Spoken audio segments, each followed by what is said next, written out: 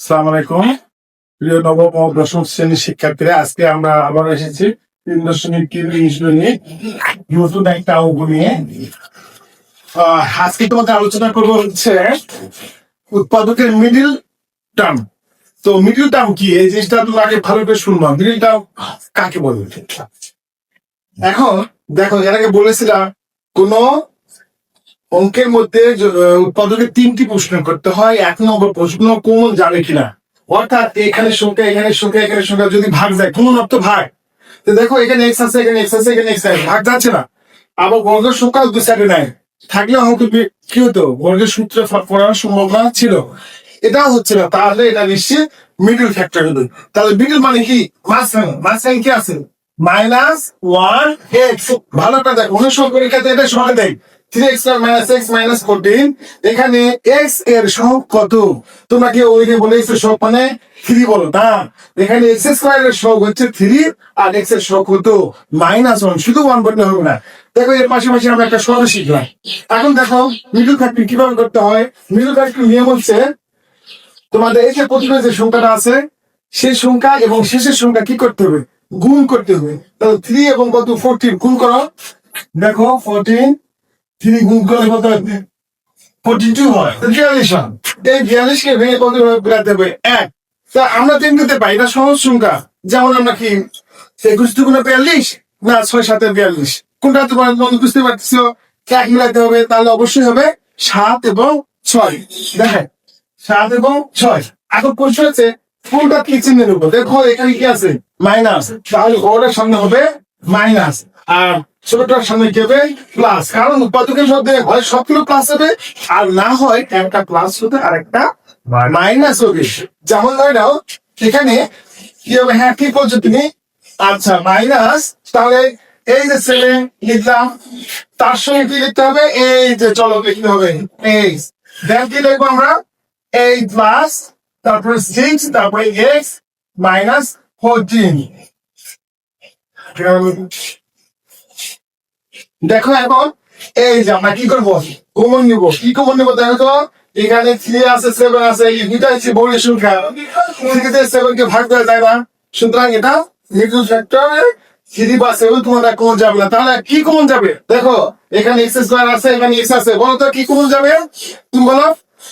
x common যায়। হ্যাঁ x common হলে কি থাকবে? 3x minus. আচ্ছা বলো তো কমন মানে কি, গুণ না ভাগ? কমন মানে অবশ্যই ভাগ। তোমার জন্য গুণ কেউ বলো না। অর্থাৎ এই এক্স টা কিন্তু এখান থেকে আসেনি, তোমার মাথার মধ্যে একটা এক্স আছে, সেই এক্স দিয়ে সেই এক্স, এই এক্স এক্স দিয়ে 3x² ভাগ। তাহলে আমি আরো কমে ভালো করে দেখিয়েছি, পূর্বের ক্লাসে অবশ্যই বুঝাই দিছি। তাহলে কি হবে? দেখো এক্স দিয়ে এক্স কাটিয়ে গেলে একটা এক্স থাকতো, তার মানে 3x। এই হলো 3x। তারপর দেখো মাইনাস এক্স দিয়ে সিস্টেমকে ভাগ করে কি থাকে? শুধু 7 থাকে, রাইট। প্লাস এখানে কি আছে? দেখো 6x - 14। দেখো 6 একটা জোড়া সংখ্যা, 14 একটা জোড়া সংখ্যা, অর্থাৎ দুইটা জোড়া সংখ্যা। জোড়া সংখ্যা থাকলে আমরা সবসময় চেষ্টা করবো 2 দিয়ে, 2 এর চেয়ে বড় 4 দিন, তারপরে 6 দিয়ে জোড়া সংখ্যাতে ভাগ দেবো। তাহলে দেখো সবচেয়ে দেখো 6 আমি একটু বুঝে দিই, তোমরা হয়তো একটু সময় নষ্ট হচ্ছে, তোমরা অনেক কিছু নিয়ে না। 2 গুণ 2 আর হচ্ছে 2 গুণ কত? 7। এই আচ্ছা, এই দেখো এর মধ্যে নিয়ে বিল আছে 2। তারপরে 2 এমন একটা প্রপার সংখ্যা যেটা দুটাকে ভাগ যাবে। সো আমরা কি কমন নেব? 2। এই 2 কমন দিলাম। 3x - 7 সমান, এখানে কি হবে? 3x - 7 আর একটা হচ্ছে x + 2। এটা হলো পদের আনসার। এই অঙ্ক আমরা দেখো পরে আরেকটু বলে দিই। এই অঙ্কটা বিশেষ করে তোমাদের কোথায় যায়? সংক্ষিপ্ত যে অঙ্ক আছে না, সংক্ষিপ্ত আসবে তোমাদের ওই সংক্ষিপ্ত পরীক্ষাতে এরকম একটা দিবে 2 মার্ক। এছাড়াও দেবে অভিজ্ঞ বহু নির্বাচনী যে আছে প্রশ্ন আছে না, শর্ট, এই শর্টেও কিন্তু এই প্রশ্ন সেট করে। তাহলে শর্টের দুইটা আর সংক্ষিপ্ত দিবে 2 মার্ক। তাহলে কয় মার্ক হবে? 4 মার্ক। তোমরা যদি ভালো করে উৎপাদন করতে পারো 4 মার্কও পাবে। আবার পরবর্তী যে অঙ্কগুলো আছে সেই অঙ্কগুলো তোমার সহজেই বুঝতে পারবে। তোমরা যদি আমার সঙ্গে থাকো, রেগুলার ক্লাস দেখো, তাহলে ইনশাল্লাহ আশা করি তোমরা হয়তো 15-20 দিনের মধ্যে অনেক ইমপ্রুভ করতে পারবে। আচ্ছা তাহলে আমি আপনার কাজ করি, তোমাদের এরকম একটা অঙ্ক আমি দেই, দেখি তোমরা কিরকম পারো।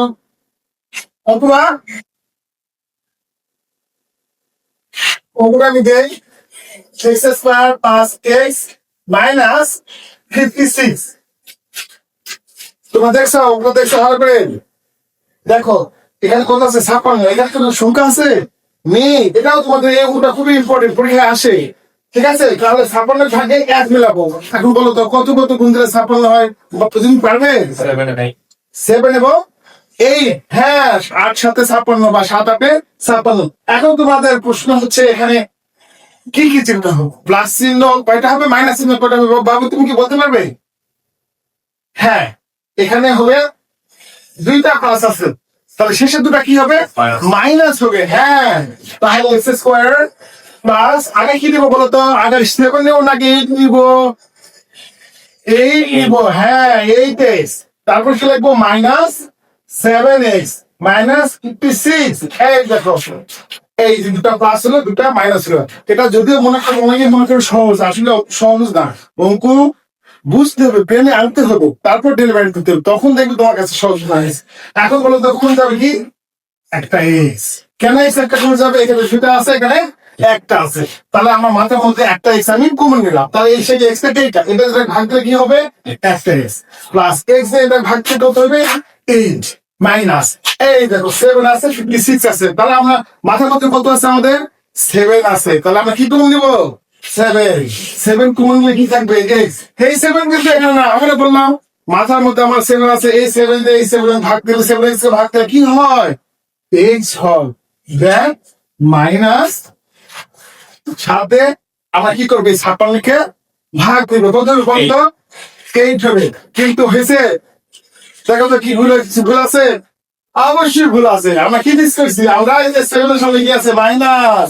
এই মাইনাস যখন আমি ভাগ করবো 7 দিয়ে 56 কে, তার আগে ভাগ দিতে হবে এই মাইনাস, এই মাইনাসে গুণ দিতে হবে, মাইনাসে মাইনাসে প্লাস দিতে হবে। হ্যাঁ, কারণ এই যে এটা হলো বিল, এই দুটা বিল মিলে কয়টা? একটা, আরেকটা হলো এক্স মাইনাস 7। এটাই হবে আনসার। তোমরা যারা ক্লাস 7 8 এ পড়ো তারাও কিন্তু এটা দেখতে পারো। ঠিক আছে, কোনো সমস্যা নাই, যতই দেখবে ততই তোমরা বুঝতে পারবো।